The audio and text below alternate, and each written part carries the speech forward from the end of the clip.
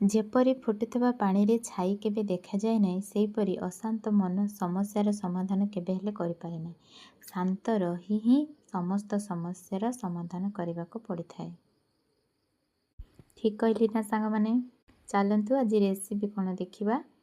ହାଟରୁ କଳା ବାଇଗଣ ଆଣିଥିଲେ, ଭାବିଲି ତାକୁ ନୂଆ ଷ୍ଟାଇଲରେ ଭାଜିବି ବୋଲି।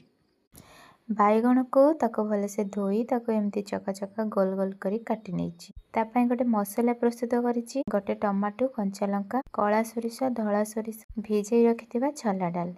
ଧଳା ସୋରିଷଟା ଭିଡ଼ିଓରେ ଦେଖି ନାହିଁ, କିନ୍ତୁ ଧଳା ସୋରିଷ ମୁଁ ଦେଇଛି। ତାକୁ ଭଲସେ ଚିକଣ କରି ବାଟି ସେଥିରେ ହଳଦୀ ଗୁଣ୍ଡ, ସ୍ୱାଦ ଅନୁସାରେ ଲୁଣ ଦେଇ ବାଇଗଣର ଏପଟ ଆଉ ସେପଟ ସେଇ ମସଲାକୁ ଦେଇଦେବା। ଏଠି ଗୋଟେ ତାୱା ନେଇଛି, ସେଥିରେ କିଛି ସୋରିଷ ତେଲ ଦେଇଛି। ତାକୁ ଚାରିଆଡ଼େ ତେଲକୁ ଦେଇଦେବା। ବାଇଗଣରେ ଯେଉଁ ମସଲା ଦେଇଥିଲେ ଏମିତି ଗୋଟି ଗୋଟି କରି ଦେଇ ତାକୁ 5 ମିନିଟ୍ ଏମିତି କଭର୍ କରି ଛାଡ଼ିଦେବା। 5 ମିନିଟ୍ ପରେ ତାକୁ ଲେଉଟାଇବା। ଗୋଟି ଗୋଟି ସବୁତକ ଏମିତି ଲେଉଟାଇ ଦେବା। ତା ଉପରେ କିଛି ଆଉ ସୋରିଷ ତେଲ ଦେବା। ତାକୁ ଏମିତି ଭାଜି ନେବା। ପ୍ରସ୍ତୁତ ହୋଇଗଲା ଆମର ମଚମଚିଆ ପୁରା ବାଇଗଣର ଏଇ ମସଲା ଦିଆ ଭଜାଟି। ଏମିତି ଭଜା ଥରେ ଟ୍ରାଏ କରନ୍ତୁ। ଭିଡ଼ିଓଟି ଭଲ ଲାଗିଲେ ପ୍ଲିଜ୍ ସବସ୍କ୍ରାଇବ୍ ଟିକେ କରିଦେବେ। ରହିଲି, ଜୟ ଜଗନ୍ନାଥ।